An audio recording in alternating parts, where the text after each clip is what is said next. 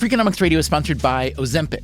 Innovation happens through rethinking what's possible, and when it comes to GLP-1s, Ozempic pill does just that.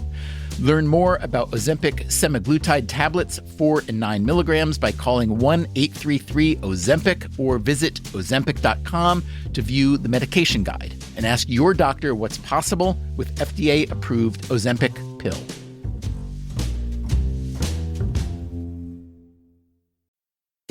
Freakonomics Radio is sponsored by Hotels.com.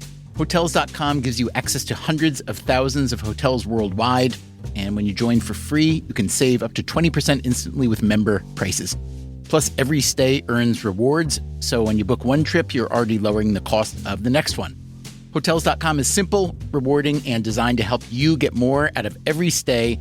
Sign up for free and book today. Hotels.com. It's all in the name. Freakonomics Radio is sponsored by Amica.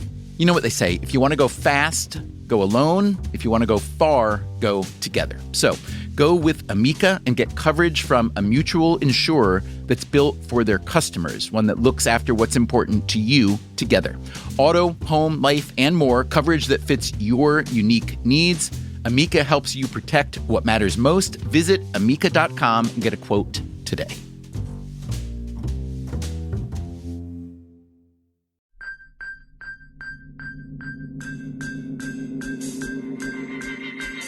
Hey, this is Stephen Dubner. We'll get to the new episode of Freakonomics Radio in just a second, but first, I want to catch you up on my other podcast, Tell Me Something I Don't Know. A lot of you have already subscribed, and if you haven't, now is a good time to do it because our new season starts on February 19th. We will be putting out 30 episodes this year, so if you subscribe on iTunes or Stitcher or wherever you get your podcasts, you will not miss a one. Also, come see us live. In March, we will be in Washington, D.C., Boston, and New York. In April, we'll be in Chicago. Even better, sign up to be a contestant when we're in your town. For tickets and our contestant sign up, just go to tmsidk.com. That's tellmesomethingidon'tknow.com. Big thanks to our producing partners, WAMU in D.C., WBUR in Boston, and WBEZ in Chicago. And remember, new episodes of Tell Me Something I Don't Know will start coming your way on Sunday, February 19th. Thanks for listening. You wouldn't think it's a good time to make a bet on coal. As recently as the early 2000s, more than half the electricity in the United States came from burning coal. Now, it's only a third. One big reason is competition from cheap natural gas, but also coal, due to its environmental costs, has become heavily regulated over the past couple decades. And yet, coal is suddenly having a bit of a renaissance. A recovery in the price of coal has a number of mining firms looking to go public. The election of President Trump also helped. He called for a revival of the industry, and he criticized President Obama's war on coal. Indeed, just a couple weeks into office, Trump reversed a coal mining regulation that Obama pushed through in his final days. Today, on Freakonomics Radio, we go down a coal wormhole and we discover a surprising fact. Legislation meant to cut down on certain health hazards from coal may have increased other health hazards from coal. Also, what it feels like for an academic who studies this issue to testify before a pro-coal congressional hearing. You should be embarrassed to be here with a study like this.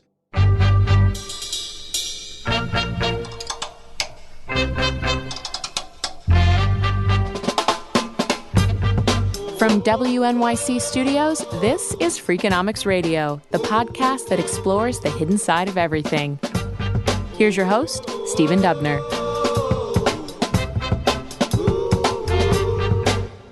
I'd like you to meet Michael Hendryx. I'm a professor in the Department of Applied Health Science in the School of Public Health at Indiana University. And applied health science means that your PhD and so on are in what? My PhD is originally in psychology. I've had a long route to where I am now. I was trained originally in research methods and research design, but for much of my career, I applied that to other kinds of health services problems. It was only fairly recently that I started to get interested in environmental issues and in the health problems that the people in the mining communities were experiencing.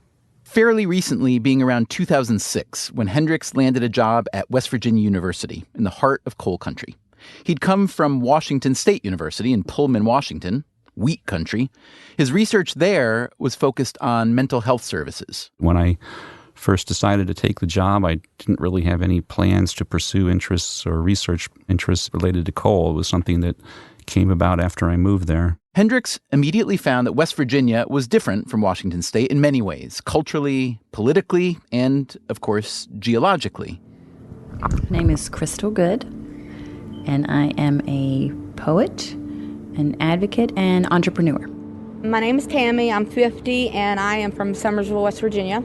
Coal is a part of the fabric of West Virginia. It doesn't matter if you're directly in the mines. There's an ancillary business that we all benefit from or are connected to. This is a rich state, okay?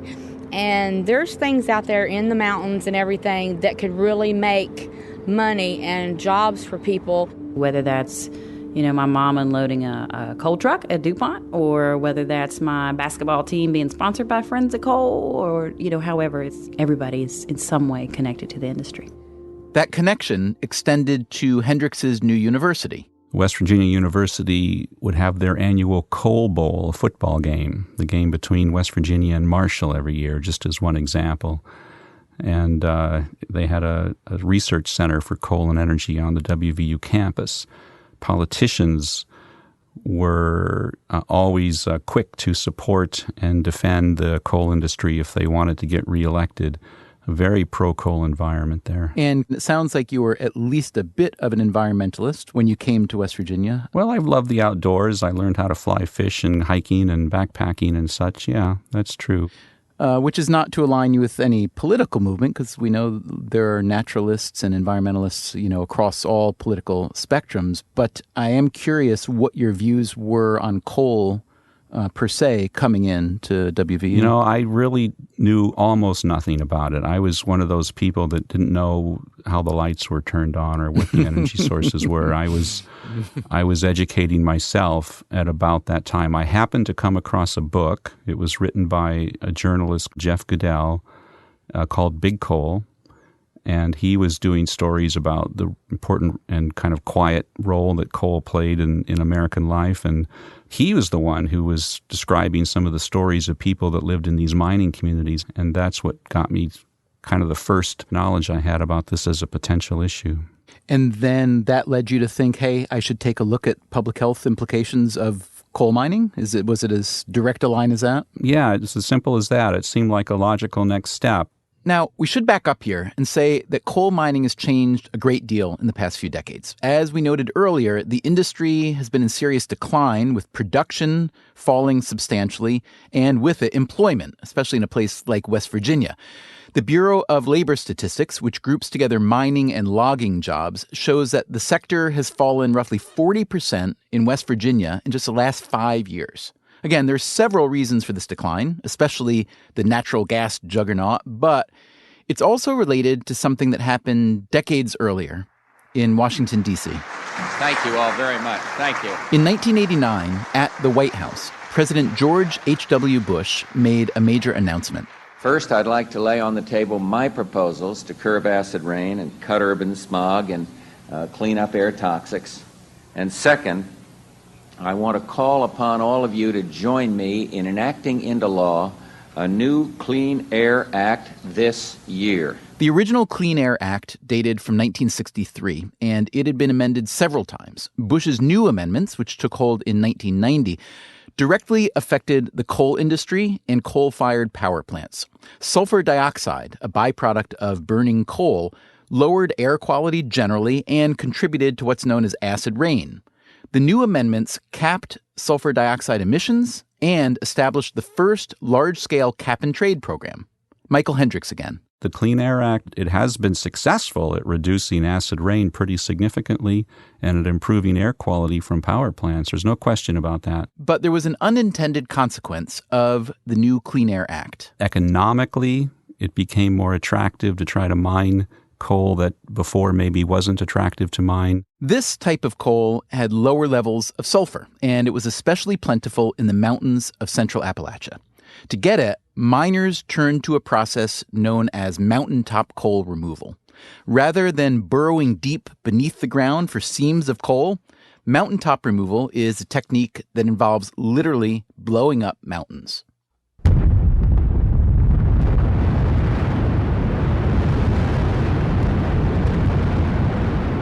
health hazards of underground mining, both immediate and long-term, are substantial and well-established. But what about the health hazards of mountaintop removal? People that work in surface mining, even though there's some evidence that they may suffer some respiratory issues over time as well, the evidence is that that's less dangerous than underground mining. Statistics from the West Virginia Office of Miners' Health, Safety, and Training show that surface mining is indeed much less dangerous than underground mining, at least for the miners.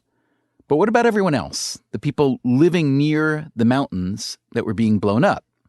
For Michael Hendryx, a public health researcher, that seemed a natural question to ask when he arrived in West Virginia.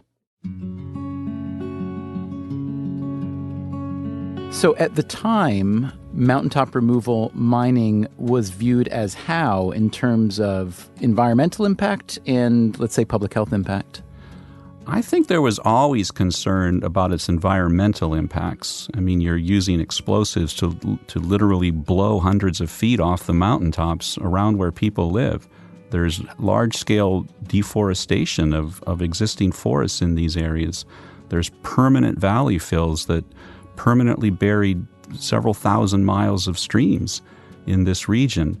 You would hear stories from residents about the health concerns that they had, but nobody seemed to be investigating the public health impacts of this form of mining until we started this line about 10 years ago. Hendryx began by reading the literature on the effects of open mining sites, and he was surprised to find there wasn't much. And so I thought, well, one way or the other, this is an area where I can make a contribution. Hendryx began with mortality data from the Centers for Disease Control. It was specific enough that he could identify causes of death at the county level and for specific population groups. So we would merge those data with other data. So we used as a key source information from the Department of Energy on the amount of coal that was mined in different counties. And we could merge these together along with other kinds of demographic and behavioral risks to try to understand whether people who lived in areas with heavier mining had higher mortality rates.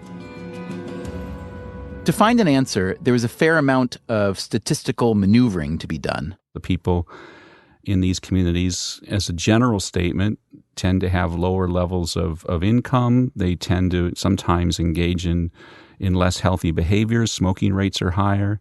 So we had to try to account for those somehow, but there are very well-established statistical approaches to be able to do that. So as we looked at it more and more, the evidence became, in our view, stronger that there really was an independent association of being in mining communities that was related to a variety of poorer health outcomes. And it was an effect that was most pronounced in areas where surface mining takes place, especially mountaintop removal mining. And the health effects were present for men and for women and for some children's outcomes, which made us think that it's more of a community-wide issue and not just an occupational exposure issue. And talk me through for a moment the mechanics by which you believe mountaintop removal and perhaps other coal mining actually increases mortality and the specific, I guess, ways in which it has an ill effect on health of, as you described it, men, women, children, and I guess in utero children as well. Sure. When we first started doing these studies, we did not have direct measures of environmental conditions. We only had these correlational studies that showed poorer health outcomes in these communities in ways that were not explained by other measures. So that was a limitation of the earlier studies. And more recently, we have been going out and collecting environmental data from communities where mining occurs, as well as control communities where it does not. We found evidence for a variety of environmental problems in these communities. For example? For example, levels of silica, crystalline silica, which we think are coming from removing the rock and soil to reach the coal, which is done through the use of heavy machinery and through explosives, raises dust levels in these communities. And silica levels in particular are known to be a toxicant to lung tissue. They're known to be a contributing factor to lung cancer. And that's one of the most consistent health problems that we've seen in these communities. We've also seen evidence for elevations in some organic compounds in air samples, polycyclic aromatic hydrocarbons, which are coming in part from the coal itself and from the rock and soil around the coal, we think, as well as potentially from some of the diesel products that are used in the machinery and in the explosives. So we think the air is a transport route for the health problems that exist. We've also measured the particle size in these communities, and we found, somewhat to our own surprise, that the most pronounced difference when you compare mining communities to similar rural communities in West Virginia that don't have mining, the primary difference is in very small particles that are called ultrafines that can penetrate deeply into lung tissue, that are known to be a particular health hazard. And those were the particle sizes that were the most pronounced. We've done some limited water quality testing, and we find some evidence as well for some coal-related contaminants in some groundwater samples, higher levels of conductivity in water. We don't know exactly what's causing that, but there's evidence for some water impairments, too, that are related to the chemicals that are used in the coal extraction and processing activities.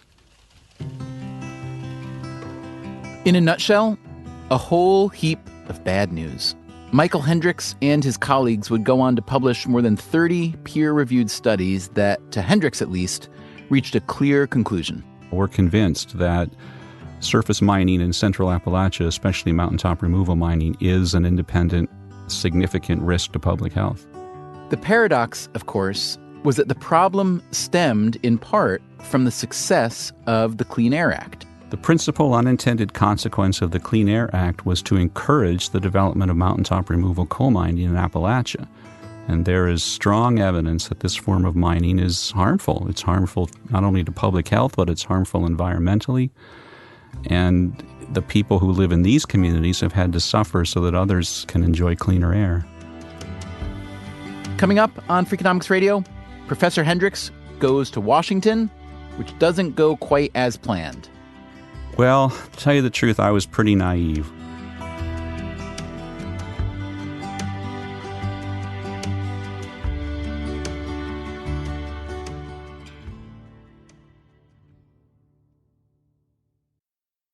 Freakonomics Radio is sponsored by Ozempic. Innovation happens through rethinking what's possible, and when it comes to GLP-1s, Ozempic pill does just that. Learn more about Ozempic semaglutide tablets, 4 and 9 milligrams, by calling 1-833-OZEMPIC or visit Ozempic.com to view the medication guide and ask your doctor what's possible with FDA-approved Ozempic pill.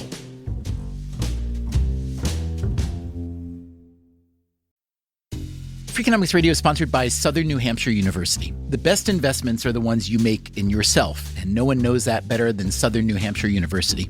With more than 200 online degree programs, no set class times, and low online tuition, Southern New Hampshire University is built to fit your life today and set you up for success tomorrow. Education is an investment. Why not make it a smart one? Apply for free at snhu.edu/Freakonomics. Freakonomics Radio is sponsored by Southern Company. The world and its energy needs are always changing. Southern Company's commitment to meeting this demand stays the same. That's because Southern Company believes energy is more than a utility, it's what powers possibilities. So they are looking ahead and investing $80 billion in infrastructure upgrades and are committed to fueling growth in ways that benefit all customers so that reliable and affordable energy is accessible for generations to come. Go to southerncompany.com to learn more. Southern Company, building the future of energy.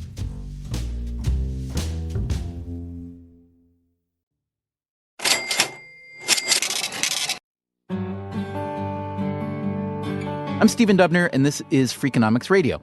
The public health researcher Michael Hendryx had discovered an unfortunate chain reaction. The Clean Air Act amendments of 1990 did clean up the air substantially, but they also incentivized a boom in mountaintop coal mining, which, his research showed, led to widespread public health hazards, not just for the people involved in mining, but for anyone living nearby. The fact is, almost any regulation or piece of legislation will have some unintended consequences. Environmental regulations seem particularly susceptible. About a decade ago, the United Nations began offering a generous bounty to manufacturers for destroying their stockpiles of a pollutant called hydrofluorocarbon 23 that's a byproduct in the manufacture of a common refrigerant. The UN was hoping the manufacturers would be grateful enough to collect their money from the stockpiles and then switch to making a different refrigerant. Instead, factories in China and India doubled down, making even more of that refrigerant in order to create even more of the byproduct and get more of the money the UN was handing out. Or consider the Endangered Species Act. It is meant, of course, to protect species under threat. But there's a good possibility, as one environmental economist puts it, that the Endangered Species Act is actually endangering rather than protecting species. Why? Because a species is often declared endangered months or even years before its critical habitats are officially designated. This allows time for public hearings, and it also allows time for developers and foresters to rush in and pave those critical habitats before it's illegal to do so. So perhaps we shouldn't be too surprised that a law meant to clean up the air from coal pollution has led to a different kind of coal pollution. That said, what should be done about it? Based on his research, Michael Hendryx went on record saying the appropriate policy would be a ban on mountaintop coal removal. Some people we spoke with in West Virginia supported this idea. My name is Casey Litz, and I'm the singer of the company Stores. Benjamin Franklin, I really like to thank him, 'cause he paid all my bills with a smile on his face. And Living in West Virginia, this is an issue that is brought up all the time. You know, it pollutes our waters, it's killing our mountains. We have a lot of other ways that we can, create electricity. It should absolutely be banned. But that view is hardly universal. Brennan Zerby. I'm 26. On the one hand, it's like an everyday citizen living here. I can say that I at least dislike mining because it has a negative impact on my own life. But on the other hand, I can't speak to the need that some people have to work, the need for miners to make a living. And I can't, in total equanimity say that it should be totally banned. Well, to tell you the truth, I was pretty naive. Michael Hendryx again. I was coming from this position of being a rational, objective person, and in my naivete, just moving to West Virginia, not yet really understanding the nature of coal in the state or the political pressures that it could play, I thought people would listen to me and make appropriate responses to the information. And I was quickly relieved of that idea when the first results started coming out, and then the first efforts from the industry and the politicians were more or less to ignore it, pretend they had never read it, not want to talk about it. I thought people would listen to these results, and maybe the politicians would even listen, and maybe something could be done, and that was obviously not the case. In recent years, we've learned how different industries, tobacco and sugar, for instance, essentially co-opted academic researchers to produce results favorable to their industries. But here was Michael Hendryx, a newcomer to coal country, putting out academic research that made the coal industry look bad, and which complicated his relationship with his university. And I know that even though the West Virginia University, to their credit, never pressured me to stop directly, I think that some of the upper-level administrators probably received some pressure to try to make me stop, but that was never an issue for me. I was always allowed to do the work that I felt I wanted to do. Which didn't mean it wasn't tricky. It would be much easier for me to simply not talk about it and do something else, because I have felt under considerable pressure to be very careful about what I would say to journalists and be very cautious about what we would write in the papers. When you say you feel the pressure, what do you mean by that? You felt it how and from whom? It was self-imposed maybe more than anything, but I knew that my department chair and upper-level administrators at the university were nervous about this work. They wanted me to be really careful. Whenever I would have an interview with a journalist, I would have someone from the media office, if it was an in-person interview, by my side to listen to what was being said. My chair would caution me on a regular basis to be careful, and I would always try to do that because I knew that it was, after I'd gotten over my naivete, I knew that it was a really charged issue and that I was threatening a vested interest, and so I felt that. I felt the stress from it. One tool that industry groups use to challenge academic work they find unflattering is a Freedom of Information Act, or a FOIA request. In the academic community, Michael Hendryx came to be cited as a prime example of how FOIA can facilitate harassment. We were subject to 2 very large FOIA requests, and the attorneys for the industry wanted essentially every scrap of paper that existed, every email that went back and forth, every draft of a manuscript, computer codes for the analyses, everything. And the attorneys for West Virginia University, to their credit, fought it as a way to protect academic freedom, and the case was ultimately heard at the West Virginia Supreme Court and decided in favor of the university, that it was a request from the industry that was designed basically to intimidate, to freeze academic freedom, and to require me essentially just to waste a lot of time chasing down documents that they really didn't need to see. And then there was the time Hendryx was called to testify before Congress about his research. Under consideration was a proposal concerning mining permits and water quality protection. The Subcommittee on Energy and Mineral Resources will come to order. Can you talk about that experience? Yes, I was. Or would you rather not? It was, It's all right. It wasn't the most rewarding experience ultimately, but I was one of 4 witnesses who was asked to testify before a committee for Congress. Committee, of course, controlled by the Republican majority. The other 3 speakers were supportive of the coal industry. I'm Hal Quinn, the President and CEO of the National Mining Association. Coal industry strongly supports H.R. 1644. So I was the lone voice there, and I felt like the quality of the discussion was pretty infantile. So I would have to say to you, sir, I've seen 5th grade science projects that were more scientific. You know, than I this. came here not to be insulted. Yeah, This I'm paper sorry, went sir, through but I peer have the review. time. There The are time is 30 of mine, them. and I'm sorry, but I didn't ask you that question. So It can be pretty stressful sometimes. you should be embarrassed to be here with a study like this. Did you know pretty much what you were being set up to do? No, again, I'm just naive, I guess. I thought there would be a dignified discussion and I would have a chance to present my views and others would present theirs, and didn't realize that it would turn into this little insulting little exchange. You want us to set policy and damage jobs, take away job opportunities from people based on nonsense science here. Is that a question? And I'm not asking you a question, sir. I'm making a statement.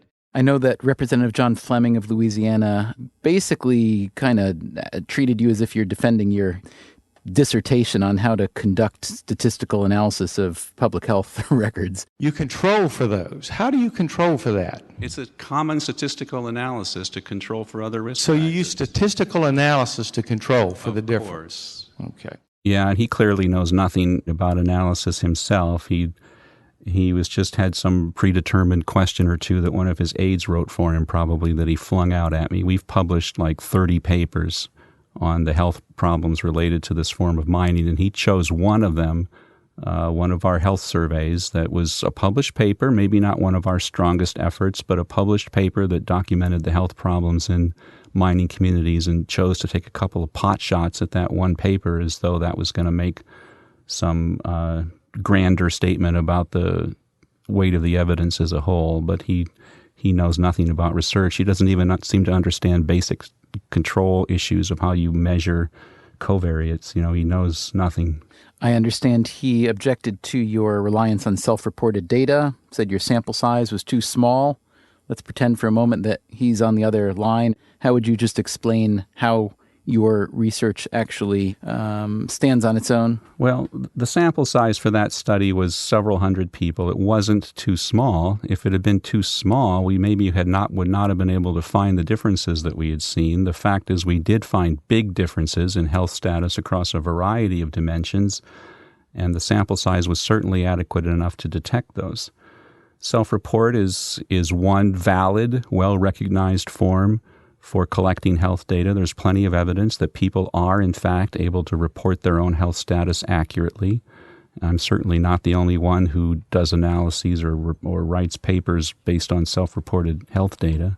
Let's say, however, I put you in the prosecution chair for a moment and ask you to pick apart the overall thrust of your own argument here having to do with the relationship between mountaintop removal mining and health of the community.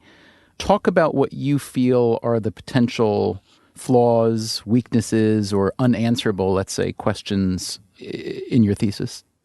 So we haven't been able to make that direct connection within a single study between the health conditions that people have and the environmental conditions that those same people are exposed to. And that's a limitation. There's no question about it. We're trying to do some work now to overcome that. But if you look at the pattern as a whole, and you see 30 papers, more than that now, and they document that the health problems are present throughout these communities. They become stronger as the levels of mining go up. They become stronger as mountaintop removal specifically occurs. They become stronger as people live closer to the sites. They are not due to other conventional confounds like smoking, obesity, education, age, insurance, etc. And independently, we've been able to assess that the water quality is in fact impaired, that the air quality is in fact impaired in ways that are consistent with the health problems that we're seeing in these communities. Even though we don't have the smoking gun, that explains this relationship, at this point in time, with the weight of the evidence, to try to make a statement that we really don't know, we really can't be sure, has come to the point, in my view, that it's immoral. And we have something in environmental science called the precautionary principle, that if you know there are health problems in communities and you know that the environmental conditions are impaired, even if you don't understand all the causal mechanisms, you have to take appropriate steps to reduce harm. And that's what we should be doing. The congressman who grilled Hendryx in Washington, Louisiana Representative John Fleming, recently left Congress. We reached out for a response to Hendryx's characterization of him as someone who, quote, clearly knows nothing about this type of research. Fleming objected. He told us that in addition to serving as a congressman, quote, I am also a board-certified family physician who has studied medical literature for many years. As a trained physician, I can easily identify a well-designed or poorly designed study when I see one. Furthermore, Fleming argued that Hendryx was in league with what he called tree-hugging environmentalists. In short, he said, Dr. Hendryx attempted to push a personal environmental agenda in the guise of a public health study that was plain to see, as a physician, the conclusions about his, quote, study, end quote, were drawn by me, not my staff. In any case, Hendryx's testimony and his research have not accomplished what he hoped for. Well, I wish I could say it had more impacts. Mountaintop removal is still taking place. Hendryx says his research did gain some traction during the Obama presidency. The EPA tightened permitting guidelines for mountaintop removal. West Virginia politicians acknowledged the potential for public health problems. And Hendryx says his message may have helped persuade some big-name investment banks to divest from mountaintop mining. But under a Trump administration that is vowed to be pro-coal, momentum is already shifting. A late Obama-era Interior Department ruling intended to protect waterways from coal debris has already been repealed. Hendryx called this a very bad idea, in my view. Still, he's hoping that research like his will convince policymakers to take a more comprehensive view of environmental legislation generally. Try to pay attention, not just when it comes to mountaintop removal, but to any energy policy that we develop. Pay attention to the full production cycle, to where it comes from, to how it's produced, to how it's extracted, to how it's used, to how the wastes are disposed of, and not just the consumption portion. We don't do a very good job of that, and we should do that regardless of the energy source that we're using. But what do you do if your bread is buttered by the industry? And maybe you see the potential downside of your activity and maybe you don't, but people really dig their heels in and find a way to justify or confirm their position based on, how they put food on their family's table or how they pay back their shareholders and so on. That's always going to be the case. There's always going to be some industry or institution that even if the evidence is not in their favor, they'll make a strong argument and often win because they have a lot of leverage. So is there anything you've learned from your interactions on this issue that you could see would be a useful mechanism to kind of breaking that logjam to where we could perhaps align incentives more productively for the greater good? Well, you're absolutely right that people's self-interest trumps many other considerations, and finding ways to make that work in our favor rather than trying to struggle against it is probably a smart approach. Better incentives to promote clean energy development, for example, would be one thing that I would think would be a good idea. But how do you do that when you have to face the same entrenched political interests that tend to oppose those kinds of changes? I mean, we could talk about it in a rational way, but it's still going to require, I hate to say this, but I think it may require a crisis before we'll make real change. But whenever there's any change, there are always winners and there are losers. So in this case, what if the potential loser were somehow given a winning ticket? What if you could go to the coal industry and let's say and say, we are going to subsidize your clean energy development to the tune of X, which is we're giving everyone plus 10%. It's going to be really hard for you to lose money for the next 5 years. Would something like that work? I don't want to, this is going to sound like I'm trying to claim your idea, but that was something I'd actually been thinking about a while back, is that rather than having the West Virginia Coal Association, we should have the West Virginia Energy Association, and there should be incentives for them to develop a more sustainable, long-term approach to the energy needs of West Virginia and of the country. So those sorts of incentives I think would be really smart to do, but I don't know if we'll be able to do them. Was your idea for the West Virginia Energy Association met with open arms by the West Virginia coal industry? Well, it was one I discussed more with colleagues and friends privately. I never approached them you too need to get about out of your silo, though, yeah, perhaps. I do. You're Professor right. Hendryx, You're right. You're right. I'm sure they would have welcomed the idea with open arms.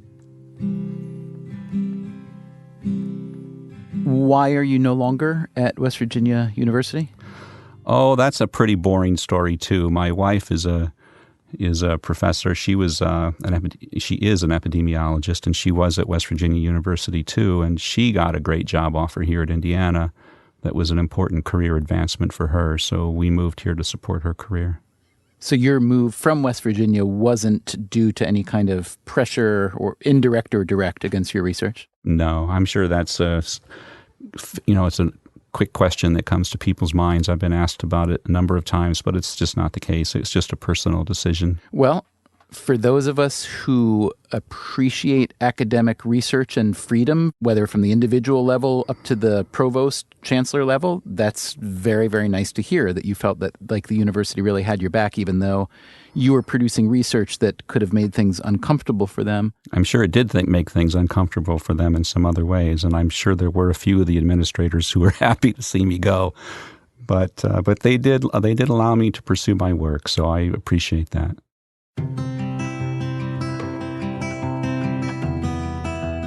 Coming up next time on Freakonomics Radio, another story about another industry, but unlike coal, this one has been booming. Suddenly, visual effects budgets went from, let's say, 5% of the budget up into the 50s and 60s. That's great news if you run a visual effects company in Hollywood, right? Guess again. We had just received this Academy Award, and I worked for a company that at that time was going through a bankruptcy. In a world where Hollywood movies are visually extravagant, why has the visual effects industry in Hollywood vanished? And this has everything to do with tax incentives. Come on, who's fooling who? That's next time on Freakonomics Radio. Freakonomics Radio is produced by WNYC Studios and Dubner Productions. This episode was produced by Greg Rozalski. Our staff also includes Shelley Lewis, Christopher Worth, Stephanie Tam, Merritt Jacob, Eliza Lambert, Allison Hockenberry, Emma Morgenstern, Harry Huggins, and Brian Gutierrez. You can subscribe to Freakonomics Radio on iTunes, Stitcher, or wherever you get your podcasts. You should also check out our archive at Freakonomics.com, where you can stream or download every episode we've ever made, or read the transcripts and look up the underlying research. You can also find us on Twitter, Facebook, or via email at radio@freakonomics.com. Thanks for listening.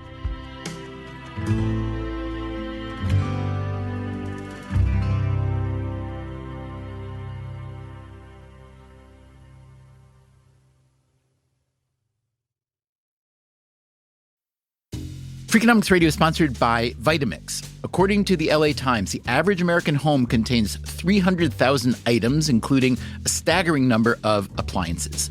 All those gadgets, just clutter. But there's one tool that delivers what a dozen others only promise. From pureeing to chopping, Vitamix blenders bring the power of an entire kitchen to your countertop, offering enduring performance and precision you can count on. In a world full of clutter, do more with less. Visit Vitamix.com and shop now.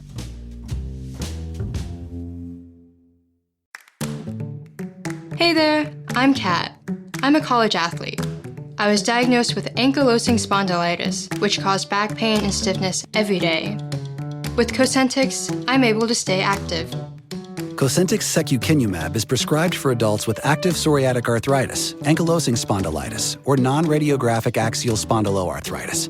Available in both IV infusion and self-injection. Don't use if allergic to Cosentyx. Get checked for TB before starting.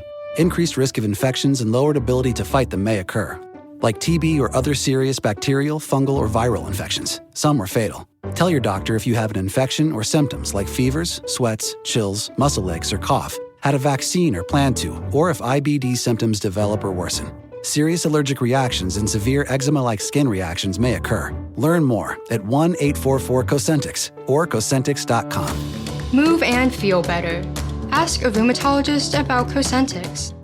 Hi, I'm Angie Hicks, co-founder of Angie. From roof repair to emergency plumbing and more, when you use Angie for your home projects, you know all your jobs will be done well. Angie, the one you trust to find the ones you trust. Find a pro for your project at Angie.com.